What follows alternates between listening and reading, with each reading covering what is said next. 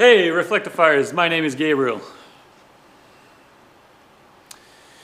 On September 16th, 1920, a wagon filled with dynamite exploded in the streets of New York, killing 38 people and injuring 400 more.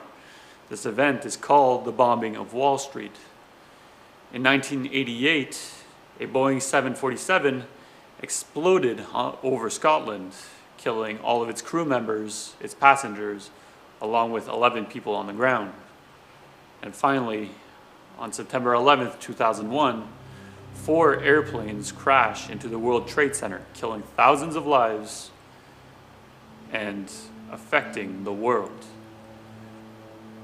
These attacks were acts of terror. I mean, they were caused by groups of people or sole individuals, all in the name of their ideology or their beliefs. But frankly, these attacks happen every day. In April 2016 alone, more than 46 of these cases have happened, and frankly, there are probably more to come this month, and many more in the years to come. But who caused these attacks? I mean, yes, you'll probably find their names after enough digging on the internet or in the local newspaper, along with their nationalities, but who were they? I mean, unlike the victims that they've killed, they're probably going to be mourned and grieved, but what about the criminals?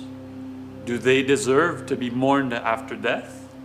Do they deserve to be named in our history textbooks? It's a difficult question. I mean, one that we struggled with for a very long time. As we know, society has made it unacceptable for us to name criminals, to remember, or to give them credit for what they've done. As Judith Butler puts it in her book, Precarious Life, if there were to be an obituary, there would have had to have been a life worth noting, a life worth valuing and preserving, a life that qualifies for recognition. Terrorists must not be mourned, nor should they be named. But hold on one moment. These people were people in their previous lives, right? I mean, some of them probably had families, wives, husband, children, friends, regular jobs. But do they deserve to be mourned despite their actions?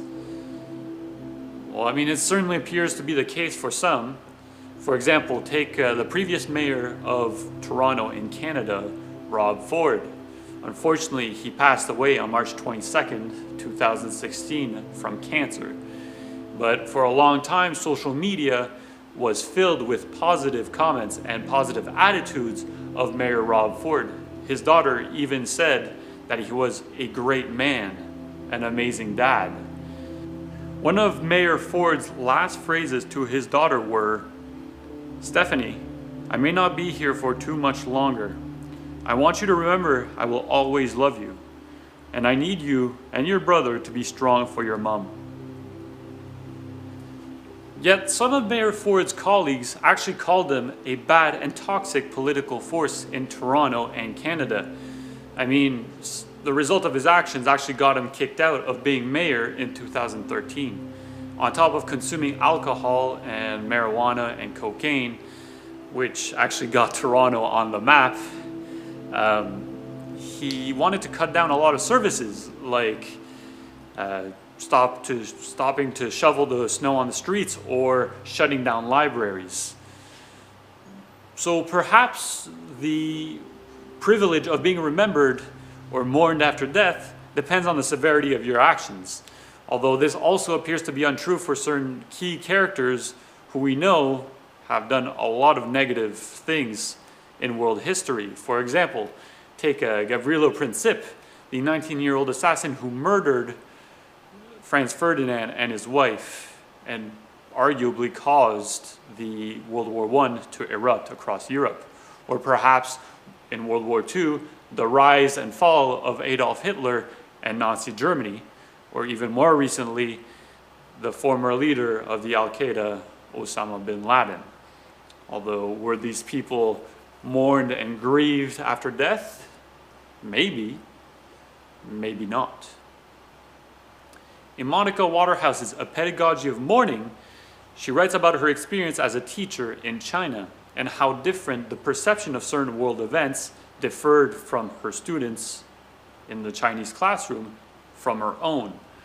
For example, take the events of 9/11, and initially the students actually experienced joy from the 9/11 attack, but they thought that the target was the Pentagon, and this reaction was likely a result from the US bombing of the Chinese embassy 2 years earlier. After discussing with her students, she mentioned that there were thousands of casualties and the target was not the Pentagon, but the World Trade Center. And these students changed their minds. I mean, they actually felt empathy for the United States. Waterhouse uses the word tarrying as a way to break the cycle, change the script per se. So instead of experiencing refrain to show emotion or compassion with other people because it's us versus them, why not use our own experiences to connect with others, to use our own experiences to show compassion and empathy? I mean, Western society is not the spitting image of perfection, and Baudrillard makes an excellent point of this. We believe naively that the progress of good, its advance in all fields, the sciences, technology, democracy, human rights, correspond to a defeat of evil. No one seems to have understood that good and evil advance together as part of the same movement. Good does not conquer evil, nor indeed does the reverse happen. They are at once both irreducible to each other and inextricably interrelated. If we think about recent migration movements, such as the Tamil refugees from back in 1983 and are still coming in today, or the Syrian refugees happening right now, welcoming countries have shown their disapproval in some pretty hateful ways.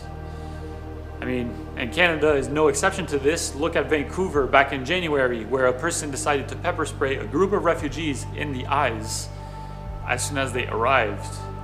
Or just the other day in Ottawa, where a Muslim school was graffitied with some pretty hateful messages saying, "Die bombers, go back home, or we don't want you here." Other incidents include some hate talk like they're not going to pay taxes, or they're going to live off welfare, and that they're just a bunch of terrorists. I mean, Canada seems like it's a multicultural place, but there certainly appears to be a divide between the people. Some people want to help them at all costs, and others don't want them here at all. As Homi Bhabha explains in an interview with Trin, where there seems to be plurality, one can argue that there isn't at all. I mean, these people are just trying to escape war, hardship, and oppression. They are leaving their families and their belongings behind to start a new life.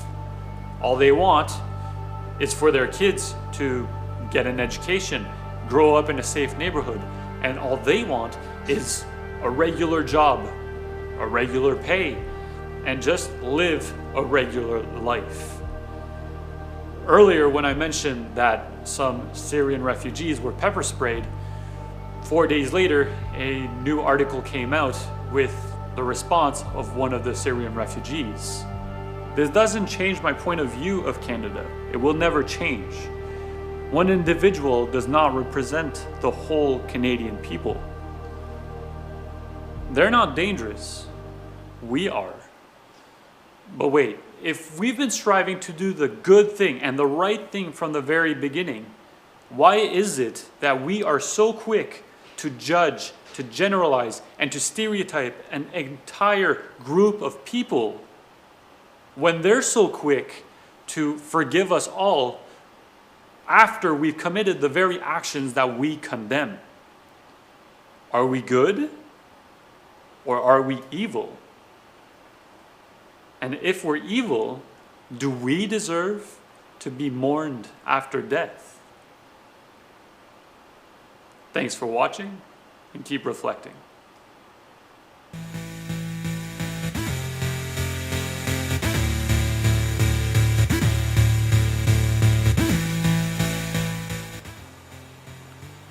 Hey guys, this video is actually part of a final assignment that I had for a master's class called Curriculum, Culture, and Languages. And the professor wanted us to discuss about a topic that we thought was interesting throughout the semester, and I chose this one in particular. This video is also going to be used as a way to launch my channel called Reflectify, which is based, or inspired I should say, by some other content creators such as Vsauce and Veritasium, who make similar types of videos, want you to reflect, and are pretty educational. So I thought I'd give it a whack, and anyways, this is the result.